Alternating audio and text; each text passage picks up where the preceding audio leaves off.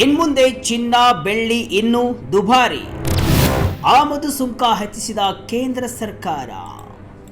S ವೀಕ್ಷಕರೇ, ನೀವು ಚಿನ್ನ ಅಥವಾ ಬೆಳ್ಳಿ ಖರೀದಿ ಮಾಡಲು ಯೋಚನೆಯನ್ನು ಮಾಡ್ತಿದ್ದೀರಾ? ಹಾಗಾದರೆ ಈ ವಿಡಿಯೋವನ್ನು ನೀವು ನೋಡಲೇಬೇಕು. ಇನ್ಮುಂದೆ ಚಿನ್ನ ಮತ್ತು ಬೆಳ್ಳಿ ಬೆಲೆ ಇನ್ನೂ ಹೆಚ್ಚು ದುಬಾರಿಯಾಗುತ್ತೆ.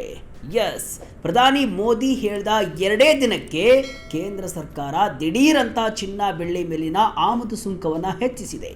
ಇಷ್ಟು ದಿನ ಚಿನ್ನದ ಬೆಲೆ ಏರ್ತಿದೆ ಅಂತ ಕಂಗಾಲಾಗಿದ್ದ ಜನರಿಗೆ ಈಗ ಕೇಂದ್ರ ಸರ್ಕಾರವೇ ಅತಿ ದೊಡ್ಡ ಶಾಕ್ ಒಂದನ್ನು ಕೊಟ್ಟಿದೆ. 6% ಆಭರಣದ ಮೇಲಿದ್ದ ಸುಂಕವನ್ನು ಈಗ ಬರೋಬ್ಬರಿ 15% ಅಂದರೆ 1 to double ಏರಿಸಲಾಗಿದೆ. ಹಾಗಾದರೆ ಕೇಂದ್ರ ಸರ್ಕಾರ ಏಕಾಏಕಿ ತೆರಿಗೆ ಹೆಚ್ಚಿಸಿದ್ದು ಯಾಕೆ? ಇನ್ನು ಮುಂದೆ 10 ಗ್ರಾಂ ಚಿನ್ನದ ಬೆಲೆ ಎಷ್ಟಾಗುತ್ತೆ? ಹೊಸ ತೆರಿಗೆ ಲೆಕ್ಕಾಚಾರದಿಂದ ರೇಟ್ ಎಷ್ಟಾಗುತ್ತೆ? ಇದರಿಂದ ಜನರ ಮೇಲೆ ಆಗುವಂತಹ ಪರಿಣಾಮವೇನು? ಪಿನ್ ಟು ಪಿನ್ ಮಾಹಿತಿಯನ್ನ ನೋಡ್ತಾ ಹೋಗೋಣ. ನಾನು ಶಿವಮೂರ್ತಿ ಸ್ವರೂಪ. ಚಿನ್ನ ಬೆಳ್ಳಿ ಇನ್ಮುಂದೆ ಕೈಗೆ ಸಿಗಲ್ವಾ? ಆಮದು ಸುಂಕ 6% 15% ಏರಿಕೆ. ಎಸ್ ವೀಕ್ಷಕರೇ, ಮೊದಲೇ ಚಿನ್ನದ ರೇಟ್ನಿಂದ ಬೇಸತ್ತು ಹೋಗಿದ್ದ ಜನರಿಗೆ ಈಗ ಆಮದು ಸುಂಕ ಹೆಚ್ಚಾಗಿದ್ದು ನುಂಗಲಾರದ ತುತ್ತಾಗಿದೆ. ಪ್ರಧಾನಿ ಮೋದಿ ಅವರು 1 ವರ್ಷ ಚಿನ್ನವನ್ನು ಖರೀದಿ ಮಾಡಬೇಡಿ ಅಂತ ಹೇಳಿದ ಬೆನ್ನಲ್ಲೇ ಈ ನಿರ್ಧಾರ ಹೊರಬಿದ್ದಿದೆ. ಅಂದರೆ ಇದರ ಅರ್ಥ ಇಷ್ಟೇ, ಜನರು ಚಿನ್ನ ಖರೀದಿಸುವುದನ್ನು ತಡೆಯಲು ಆಮದು ಸುಂಕವನ್ನು ಕೇಂದ್ರ ಸರ್ಕಾರ ಆಟೋಮೆಟಿಕ್ ಆಗಿ ಹೆಚ್ಚಿಸಿದೆ. ಹಾಗಾದರೆ ಈ ಹೊಸ ತೆರಿಗೆ ಲೆಕ್ಕಾಚಾರವನ್ನು ನೋಡ್ತಾ ಹೋಗೋಣ. ಮೇ 13ರಿಂದ ಜಾರಿಗೆ ಬರುವಂತೆ ಹಣಕಾಸು ಸಚಿವಾಲಯವು ಕಸ್ಟಮ್ಸ್ ನೋಟಿಫಿಕೇಶನ್ ನಂಬರ್ 16 2026 ಹೊರಡಿಸಿದೆ. ಅಂದರೆ ಇಂದಿನಿಂದಲೇ ಈ ಸುಂಕ ನಿಯಮ ಜಾರಿಗೆ ಬರಲಿದೆ. ಇದರ ಪ್ರಕಾರ ಚಿನ್ನದ ಮೇಲೆ ಈಗ 10% ಬೇಸಿಕ್ ಕಸ್ಟಮ್ಸ್ ಡ್ಯೂಟಿ ಅಂದರೆ BCD ಮತ್ತು 5% ಕೃಷಿ ಮೂಲಸೌಕರ್ಯ ಮತ್ತು ಅಭಿವೃದ್ಧಿ ಸೆಸ್ ಅಂದರೆ AIDC ವಿಧಿಸಲಾಗಿದೆ. ಈ ಮೊದಲು ಇದು ಕೇವಲ 5% ಮತ್ತು 1% ಇತ್ತು. ಅಂದರೆ ಒಟ್ಟಾರೆಯಾಗಿ ನೀವು ವಿದೇಶದಿಂದ ಚಿನ್ನ ತರಿಸಿಕೊಳ್ಬೇಕಾದ್ರೆ ಈಗ 15% ಟ್ಯಾಕ್ಸನ್ನು ಕಟ್ಟಲೇಬೇಕು.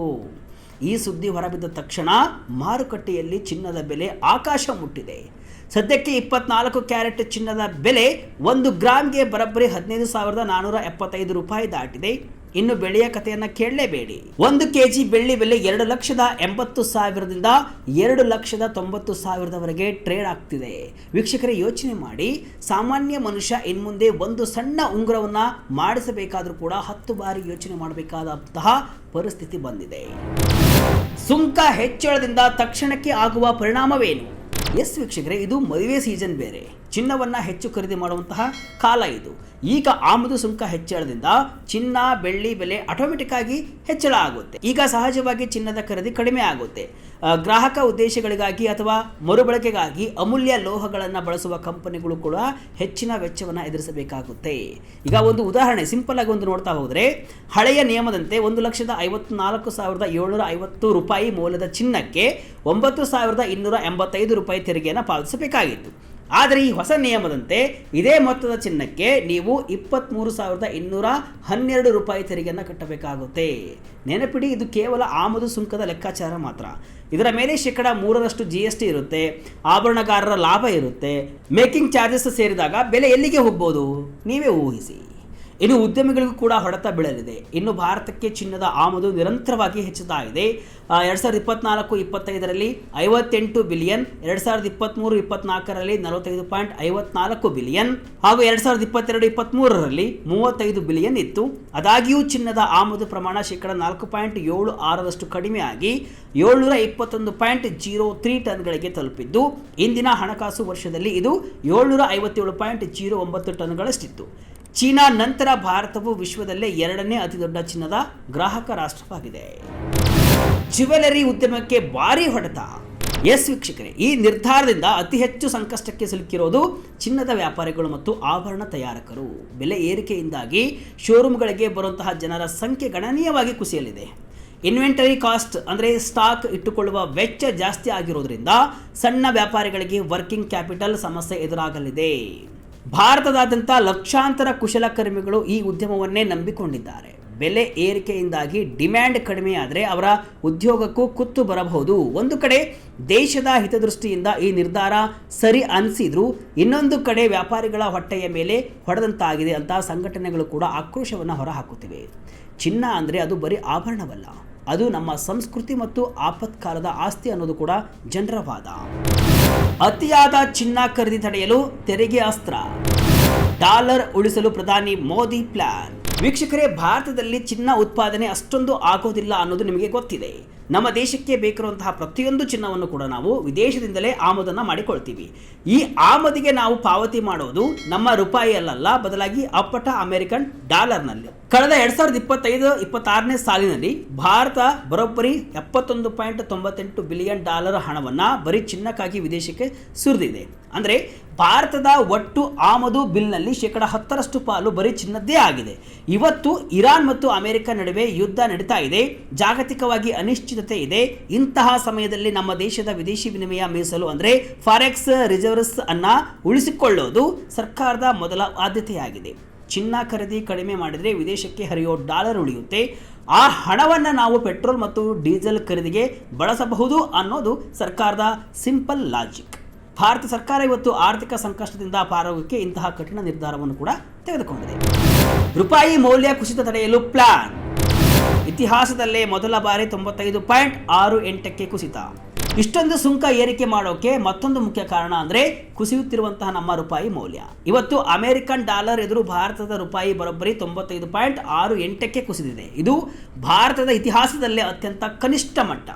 ಇರಾನ್ ಮತ್ತು ಅಮೆರಿಕ ನಡುವಿನ ಸಂಘರ್ಷ ಹೆಚ್ಚಾದಂತೆ ಡಾಲರ್ಗೆ ಡಿಮ್ಯಾಂಡ್ ಜಾಸ್ತಿ ಆಗ್ತಾ ಇದೆ. ನಾವು ಎಷ್ಟು ಜಾಸ್ತಿ ಚಿನ್ನ ಮತ್ತು ಕ್ರೂಡ್ ಆಯಿಲ್ ಆಮದು ಮಾಡಿಕೊಳ್ತೀವೋ ಅಷ್ಟು ನಮ್ಮ ರೂಪಾಯಿ ಮೌಲ್ಯ ಕುಸಿಯುತ್ತೆ. ರೂಪಾಯಿ ಮೌಲ್ಯ ಉಳಿಸಿಕೊಳ್ಬೇಕು ಅಂದರೆ ಮೊದಲು ಚಿನ್ನದ ಆಮದಿಗೆ ಬ್ರೇಕ್ ಹಾಕಬೇಕು ಅಂತ ಆರ್ಥಿಕ ತಜ್ಞರು ಸಲಹೆಯನ್ನು ಕೊಟ್ಟಿದ್ರು. ಈ ಸುಂಕ ಏರಿಕೆಯಿಂದಾಗಿ ಕನಿಷ್ಠ $20-25 ಬಿಲಿಯನ್ ಹಣವನ್ನು ಉಳಿಸಬಹುದು ಅನ್ನೋದು ಸರ್ಕಾರದ ಲೆಕ್ಕಾಚಾರ. ಅಂದರೆ ಇದು ಕೇವಲ ಟ್ಯಾಕ್ಸ್ ಅಲ್ಲ, ಇದು ರೂಪಾಯಿಯನ್ನು ಉಳಿಸೋಕೆ ಹೂಡಿರುವಂತಹ ಒಂದು ರಕ್ಷಣಾ ಕವಚ. ಇನ್ಮುಂದೆ ಹಳೆ ಚಿನ್ನಕ್ಕೆ ಬರಲಿದೆಯಾ ಡಿಮ್ಯಾಂಡ್? ವೀಕ್ಷಕರೇ, ಪ್ರಧಾನಿ ಮೋದಿ ಅವರು 1 ವರ್ಷ ಚಿನ್ನವನ್ನು ಖರೀದಿಸಬೇಡಿ ಅಂತ ಹೇಳಿದ್ರು ಅಲ್ವಾ? ಈಗ ಆ ಸುಂಕ ಏರಿಕೆಯ ಮೂಲಕ ಸರ್ಕಾರ ಜನರಿಗೆ ಪರೋಕ್ಷವಾಗಿ ಒಂದು ಸಂದೇಶವನ್ನು ಕೊಟ್ಟಿದೆ. ಅತಿ ಹೆಚ್ಚು ಆಮದು ಮಾಡಿಕೊಳ್ಳುವಂತಹ ಬದಲು ನಮ್ಮ ಹತ್ತಿರ ಇರುವಂತಹ ಹಳೆಯ ಚಿನ್ನವನ್ನೇ ಮರುಬಳಕೆ ಅಂದರೆ ರೀಸೈಕಲ್ ಮಾಡಿ ಅಂತ ಸರ್ಕಾರ ಪ್ರೋತ್ಸಾಹವನ್ನು ಕೊಟ್ಟಿದೆ. ಹಳೆಯ ಚಿನ್ನವನ್ನು ಸಂಸ್ಕರಣೆ ಮಾಡುವಂತಹ ಕಂಪನಿಗಳಿಗೆ ಸರ್ಕಾರ ಕೇವಲ 5% ಕಡಿಮೆ ದರದ ಸುಂಕವನ್ನು ನಿಗದಿ ಮಾಡಿದೆ. ಅಂದರೆ ನೀವು ಹೊಸದಾಗಿ ಚಿನ್ನ ತರಿಸಿಕೊಳ್ಳುವ ಬದಲು ಮನೆಯಲ್ಲಿರುವಂತಹ ಅಥವಾ ಬ್ಯಾಂಕ್ನಲ್ಲಿರುವಂತಹ ಚಿನ್ನವನ್ನೇ ಚಲಾವಣೆಗೆ ತನ್ನಿ ಅನ್ನೋದು ಇದರ ಉದ್ದೇಶ. ಇದು ಭಾರತದ ಆರ್ಥಿಕತೆಯಲ್ಲಿ ನವೀಕರಿಸಬಹುದಾದಂತಹ ಶಕ್ತಿಯಂತೆ ಕೆಲಸ ಮಾಡಲಿದೆ. ಇನ್ಮುಂದೆ ಡಿಜಿಟಲ್ ಗೋಲ್ಡ್ ETF ಯುಗ. ಭೌತಿಕ ಚಿನ್ನದ ಬದಲು ಪೇಪರ್ ಗೋಲ್ಡ್ ಹೂಡಿಕೆ. ವೀಕ್ಷಕರೇ, ಈ ಬದಲಾವಣೆಯಿಂದ ಹೂಡಿಕೆದಾರರು ಈಗ ತಮ್ಮ ಪ್ಲಾನ್ ಬದಲಿಸ್ತಾ ಇದ್ದಾರೆ.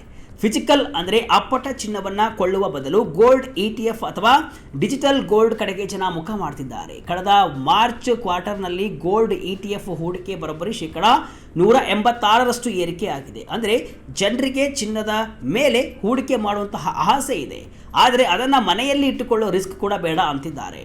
ಸರ್ಕಾರ ಕೂಡ ಇದನ್ನೇ ಬಯಸ್ತಾ ಇದೆ. ಭಾರತೀಯ ಚಿನ್ನದ ಮಾರುಕಟ್ಟೆ ಕೂಡ ಇವತ್ತು ಭೌತಿಕ ಲೋಕದಿಂದ ಡಿಜಿಟಲ್ ಲೋಕಕ್ಕೆ ಕಾಲಿಡ್ತಿದೆ. ಹೆಚ್ಚಾಗಲಿದೆಯಾ ಚಿನ್ನದ ಸ್ಮಗ್ಲಿಂಗ್? ಎಸ್ ವೀಕ್ಷಕರೇ, ಇಲ್ಲಿ ಒಂದು ನಾಣ್ಯಕ್ಕೆ 2 ಮುಖಗಳು ಇರುವಂತೆ ಈ ಸುಂಕ ಏರಿಕೆಯಲ್ಲಿ ಒಂದು ದೊಡ್ಡ ಅಪಾಯ ಕೂಡ ಇದೆ. ಯಾವಾಗ ಆಮದು ಸುಂಕ ಹೆಚ್ಚಾಗುತ್ತೋ ಆಗ ಗ್ರೇ ಮಾರ್ಕೆಟ್ ಅಂದರೆ ಕಳ್ಳ ಸಾಗಣೆ ಅಥವಾ ಸ್ಮಗ್ಲಿಂಗ್ ಹೆಚ್ಚಾಗೋ ಸಾಧ್ಯತೆ ಇರುತ್ತೆ. 15% ಟ್ಯಾಕ್ಸ್ ಉಳಿಸೋಕೆ ಕಿರಾತಕರು ಅಕ್ರಮ ದಾರಿಗಳನ್ನು ಹುಡುಕಬಹುದು. ನೆರೆ ರಾಷ್ಟ್ರಗಳ ಮೂಲಕ ಅಥವಾ ಸಮುದ್ರ ಮಾರ್ಗದ ಮೂಲಕ ಚಿನ್ನವನ್ನು ಕಳ್ಳತನದಿಂದ ತರುವಂತಹ ಜಾಲ ಮತ್ತೆ ಸಕ್ರಿಯವಾಗಬಹುದು ಅಂತ ಬುಲಿಯನ್ ಡೀಲರ್ಸ್ ಎಚ್ಚರಿಕೆಯನ್ನು ಕೊಟ್ಟಿದ್ದಾರೆ.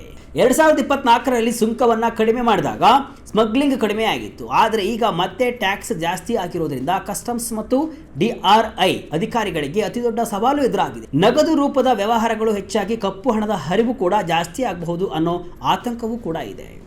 ಒಟ್ಟಿನಲ್ಲಿ ಚಿನ್ನ ಮತ್ತು ಬೆಳ್ಳಿಯ ಮೇಲಿನ ಆಮದು ಸುಂಕ ಏರಿಕೆ ಭಾರತದ ಆರ್ಥಿಕತೆಯಲ್ಲಿ ಒಂದು ದೊಡ್ಡ ಸಂಚಲನವನ್ನು ಮೂಡಿಸಿದೆ. ಡಾಲರ್ ಉಳಿಸಲು ಮತ್ತು ರೂಪಾಯಿ ಮೌಲ್ಯ ಕಾಪಾಡಲು ಸರ್ಕಾರ ತಗೊಂಡಿರುವಂತಹ ಈ ಕಠಿಣ ನಿರ್ಧಾರ ಜನಸಾಮಾನ್ಯರಿಗೆ ಹೊರೆಯಾದರೂ ದೇಶದ ದೃಷ್ಟಿಯಿಂದ ಇದು ಅನಿವಾರ್ಯ ಅಂತ ಕೂಡ ವಿಶ್ಲೇಷಣೆಯನ್ನು ಮಾಡಲಾಗ್ತಾ ಇದೆ. ಒಂದು ಕಡೆ ಪ್ರಧಾನಿ ಮೋದಿಯವರ ನೈತಿಕ ಮನವಿ, ಇನ್ನೊಂದು ಕಡೆ ಸರ್ಕಾರದ ತೆರಿಗೆಯ ಭರೆ. ಇವೆರಡರ ನಡುವೆ ಸಿಲುಕಿರುವಂತಹ ಭಾರತೀಯ ಗ್ರಾಹಕ ಈಗ ಚಿನ್ನವನ್ನು ಮರೆಯಲೇಬೇಕಾದಂತಹ ಪರಿಸ್ಥಿತಿ ಬರುತ್ತಾ ನೋಡಬೇಕು. ಸರ್ಕಾರದ ಕ್ರಮವನ್ನು ಒಂದು ವರ್ಗದ ಜನರು ಪಾಲಿಸಿದರೆ ಇನ್ನೊಂದು ವರ್ಗದ ಜನರು ವಿರೋಧವನ್ನು ಕೂಡ ಮಾಡ್ತಾ ಇದ್ದಾರೆ. ಅದೇನೇ ಇರಲಿ, ಚಿನ್ನದ ಬೆಲೆಯಲ್ಲಿ ಆಗಿರುವಂತಹ ಈ ಭಾರಿ ಏರಿಕೆ ಬಗ್ಗೆ ನಿಮಗೆ ಏನು ಅನಿಸುತ್ತೆ? ಆಮದು ಸುಂಕ ಹೆಚ್ಚಿಸಿರುವ ಸರ್ಕಾರದ ಕ್ರಮ ಸರಿ ಇದೆಯಾ? ಕಮೆಂಟ್ ಮೂಲಕ ತಿಳಿಸಿ.